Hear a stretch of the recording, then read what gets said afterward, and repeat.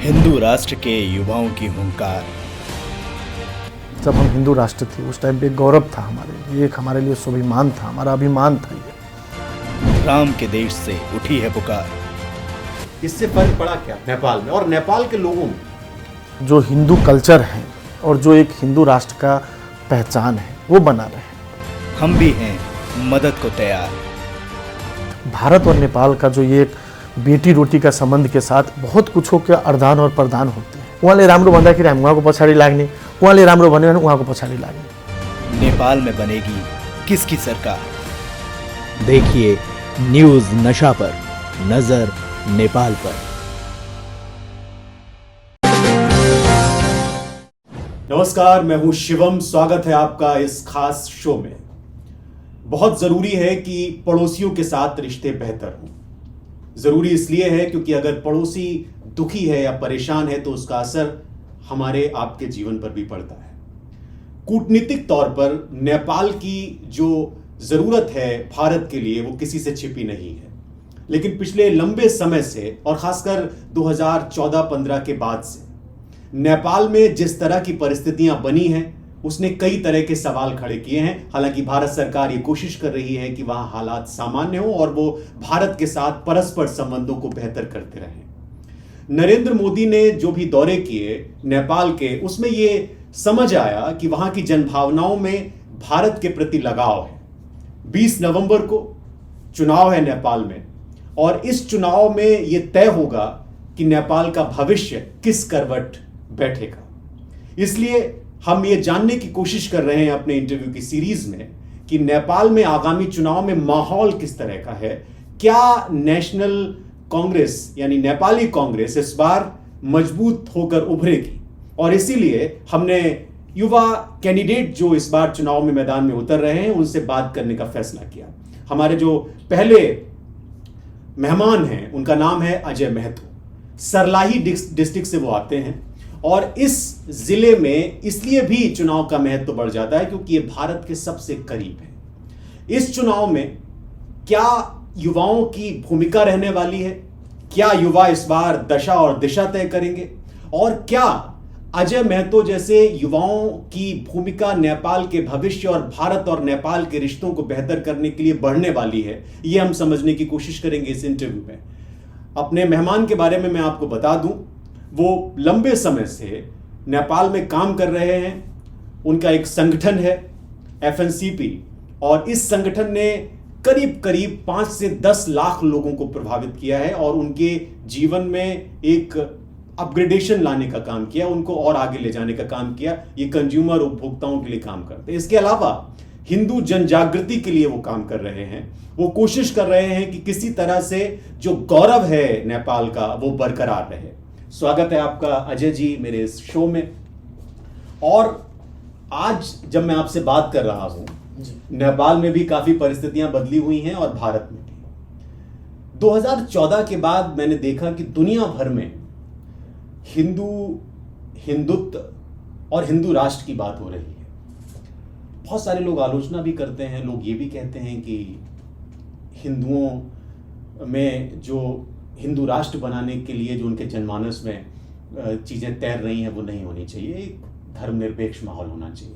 मैं ये भी जानने की कोशिश करूंगा आपसे इस इंटरव्यू में कि नेपाल आज किस दौर से गुजर रहा है, वहाँ चीन का किस तरह का प्रभाव है, वहाँ पाकिस्तान का किस तरह का प्रभाव है। मैं आपसे ये भी जानने की कोशिश करूंगा कि आने वाले चुनाव में युवाओं की क्या भूमिका रहने वाली है, क्योंकि आप इलेक्शन में हैं, आप राष्ट्रीय चुनाव में हैं और आपसे बड़ी उम्मीदें हैं नेपाल के लोगों को, नेपाल के युवाओं को। तो सबसे पहले तो आपका स्वागत। और मेरा पहला सवाल कि अजय महतो को नेपाल के लोग और भारत के लोग किस तरह से देखें, किस तरह से समझें? क्योंकि आप अब इलेक्शन में ही हैं, आपने अपने स्तर पे क्या कोशिशें की? क्योंकि मैं जो पढ़ रहा था आपके बारे में तो ये है कि आपने बहुत सारे युवाओं को एक संगठन से जोड़ा और कोशिश आपने की कि किसी तरह से जो नेपाल के डेवलपमेंट को लेकर चिंताएं थी उसको कम किया जा सके। आप राजनीति में आ रहे हैं और आप इलेक्शन लड़ रहे हैं, लेकिन आपने अभी तक जो काम किए हैं वो भी एक पैमाना होता है जिससे आपको परखा जाएगा, आपको तोला जाएगा। नेपाल का मतदाता, सरलाही का मतदाता उसको तोलेगा। अगर आप बताना चाहें, मैं जानना चाहता हूं, और आप चूंकि हिंदुस्तान आए हैं, भारत आए हैं, तो मेरी ये जिज्ञासा है कि मैं ये जानूं कि एक युवा नेता अभी तक किस बुनियाद पे खड़ा होकर ये कह रहा है कि आप मुझे वोट दीजिए और मैं आपको विकास दूंगा, मैं आपको हिंदू गौरव लौटा के दूंगा। जी, हिंदू राष्ट्र और हिंदू राष्ट्र का गौरव नेपाल का अक्सर उसका बखान होता रहा, जिक्र होता रहा, हमें पढ़ाया गया, बताया गया। लेकिन धर्मनिरपेक्षता के नाम पर या धर्मनिरपेक्षता लाने के लिए एक परिवर्तन हुआ। क्या फर्क देखते हैं? क्या बदल गया नेपाल में? क्या नेपाल के लोग खुश हैं? देखिए, जब एक समय था जिस टाइम पे हिंदू राष्ट्र नेपाल था, ये एक पहचान के रूप में विश्व रूपी एक हमारी पहचान थी। परिवर्तन की बात करें तो इन सालों में जितने समय बीता है, हमारी पहचान के ऊपर, एक अस्तित्व के ऊपर कमी कमजोरियां हुई है। समय के साथ साथ हमारे हिंदुज़म के ऊपर जो एक हिंदू जितने भी नेपाल में है, जो एक गौरव ये महसूस करते थे जब हम हिंदू राष्ट्र थे, उस टाइम पे एक गौरव था हमारे लिए, एक हमारे लिए स्वाभिमान था, हमारा अभिमान था। ये वो फीलिंग जो हमारे अंदर थी, उसकी कमी कमजोरियां हम सारे हिंदुओं में आई है। क्या इसकी वजह से भारत और नेपाल के रिश्तों में कुछ खींचतान महसूस? क्योंकि मैं जहां तक जानता हूं,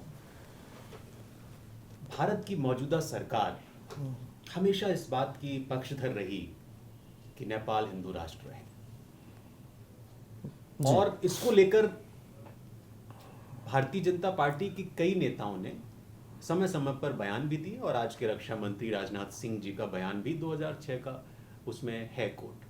अगर आप देखें तो प्रधानमंत्री नरेंद्र मोदी जी जब भी नेपाल गए तो उन्होंने उस पहचान को उकेरने की, दिखाने की हमेशा कोशिश की। बहुत सारे लोग, आप सलराही के ही बहुत सारे लोग गोरक्षपीठ आते हैं, उत्तर प्रदेश के मुख्यमंत्री जिसके महंत हैं। मैं नेपाल के संदर्भ में आपसे जानना चाहता हूँ। ये तो एक रिलेशन है, मैं ये बताना चाह रहा था कि मैं ये जानना भी चाह रहा था आपसे कि भारत की सरकार हमेशा इस बात की पक्षधर रही कि नेपाल एक हिंदू राष्ट्र है, अब नहीं रहा।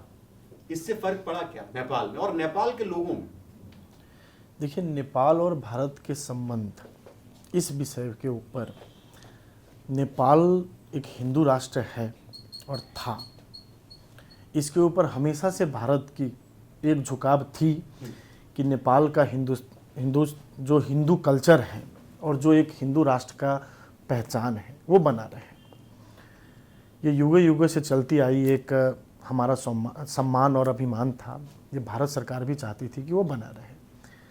संविधान संशोधन और परिवर्तन के बाद दोनों देशों के बीच इस बात को लेकर थोड़ी खटास, तनाव हुआ है।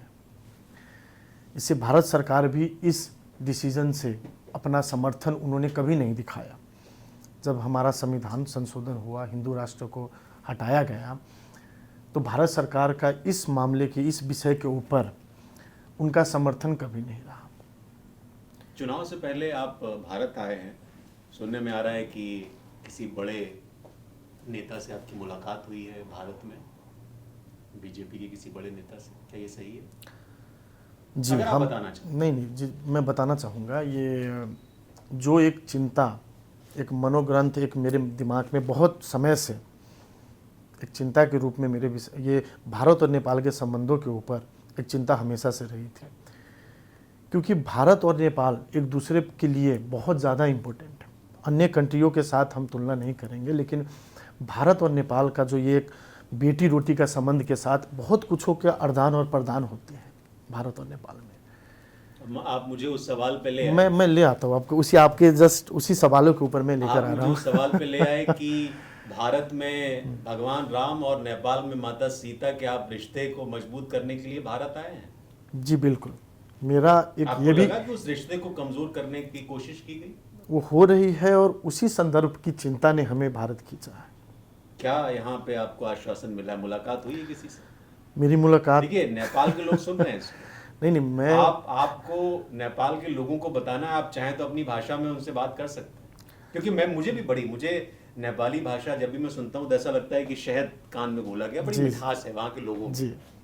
तो आपसे बात कर रहा हूँ तो आप हिंदी में बात कर रहे हैं तो मुझे लग रहा है कि थोड़ा सा नेपाली अगर आप। बिल्कुल बिल्कुल, मैं समझता नहीं हूँ वैसे लेकिन अगर आप अपने जो भी अपने लोग हैं उनके लिए मैं नेपाली में भी कुछ मैं बताना चाहूँगा। मेरा जो एक अभियान है, अपने लोग, मेरे लिए भी आप बताइए। बिल्कुल, हम सबके लिए नेपाली पसंद। बिल्कुल बिल्कुल, हम सबके लिए ये चीज़ हम बताना चाहेंगे। लेकिन आपका जो प्रश्न था जो यहाँ पे हम किसी के साथ, हम उसका भी उत्तर हम देना चाहेंगे।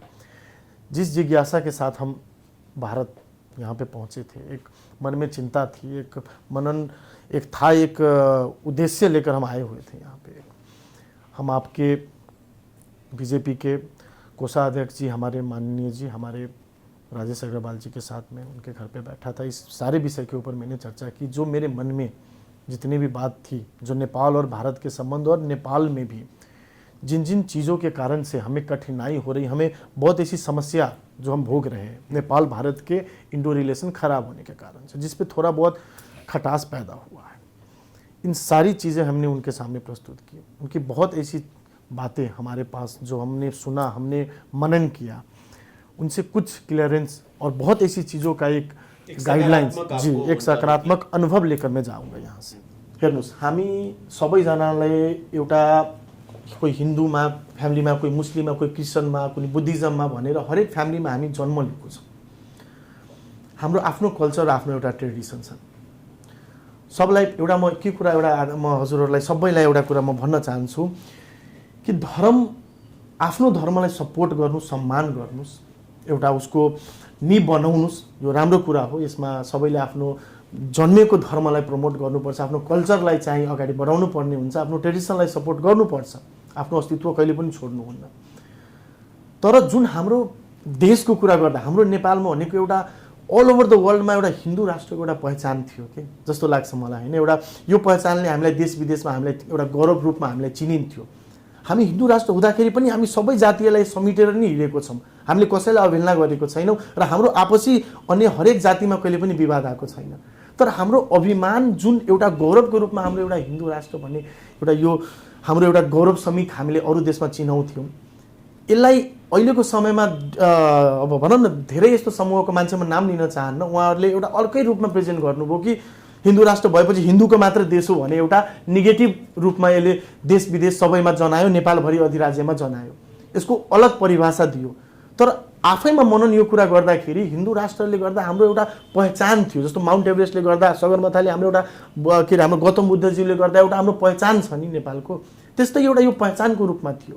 यो पहिचानलाई चाहिँ हामी अगाडि हामी सबैजना मिलेर यो पहिचानलाई लुज नगरौँ, यसलाई चाहिँ लिएर हिँडौँ, यसलाई सम्मान गरौँ। एउटा सम्मान र अभिमान र गौरवको रूपमा म चाहन्छु कि सबैजनाले यसलाई समर्थन गर्नु होला। धन्यवाद। बहुत शुक्रिया अजय जी। ये बहुत ज़रूरी होता है, आपने नोटिस भी किया होगा, आप देख भी रहे होंगे, जब आदमी अपनी भाषा में बात करता है, अपने कल्चर से जुड़ के बात करता है, तो उसके अंदर एक खुशी होती है, एक आत्मविश्वास होता है। ये बात सिर्फ भाषा, वेशभूषा या कल्चर तक सीमित नहीं है, ये अपने धर्म तक सीमित है और धर्म से आगे भी जाती है। तो जो बात कह रहे थे अजय जी कि नेपाल जब हिंदू राष्ट्र था तो उनकी सोच दूसरे तरह की थी और वो उसको दूसरी तरह से, दूसरे नजरिए से देख रहे थे। अब भी देख रहे हैं, लेकिन अब उनके अंदर ये लगता है कि अब बाहर के लोग उसको धर्मनिरपेक्ष राष्ट्र के तौर पर देखते हैं। ये अपनी समझ और अपनी सोच और अपने राष्ट्र से प्रेम की एक अलग परिभाषा है, उस पर मैं नहीं जाना चाहूंगा। मैं इतना जरूर कहना चाहूंगा कि नेपाल और भारत के रिश्ते हमेशा से बेहतर रहे। 1950 से इनकी बेहतरी के लिए प्रयास शुरू हुए और 1950 तो सिर्फ एक पड़ाव था। ऐसे अगर हम देखें तो उसका एक बहुत पुराना इतिहास है, हमारे धर्म ग्रंथों में उसका जिक्र है। तो महत्वपूर्ण यह है कि आने वाले समय में और जो युवा पीढ़ी है और अजय जी जैसे जो लीडर हैं जो अपने आप को पॉलिटिक्स में स्थापित करने के लिए जद्दोजहद कर रहे हैं, प्रयास कर रहे हैं, उनका ये पहला कर्तव्य होना चाहिए कि वहां की संस्कृति, वहां का समाज, वहां की सभ्यता बेहतर हो और जो उससे मिलते जुलते राष्ट्र हैं उससे मिलते जुलते जो देश हैं जिसमें भारत एक देश है, उसके साथ वो रिश्ते पहले जैसे स्थापित हों। कुछ प्रयास शुरू हुए हैं, लेकिन मुझे नहीं लगता वो बहुत कामयाब होंगे। आप सभी लोगों का भी बहुत शुक्रिया कि आपने इस इंटरव्यू को देखा। आप जरूर बताइए कि नेपाल और भारत के रिश्तों को लेकर आप क्या सोचते हैं। आप ये भी हमको बताइए, अगर आप चाहें, कि आप कभी नेपाल गए हो तो आपने क्या महसूस किया, माता सीता के घर में, आंगन में जाके आप क्या सोच रहे थे। बहुत बहुत धन्यवाद। और आप हमसे जुड़े रहने के लिए सब्सक्राइब करें YouTube पर, फॉलो करें Twitter पर और लाइक करें Facebook पर। और ज्यादा जानकारी के लिए आपको टाइप करना होगा सिर्फ न्यूज़ नशा।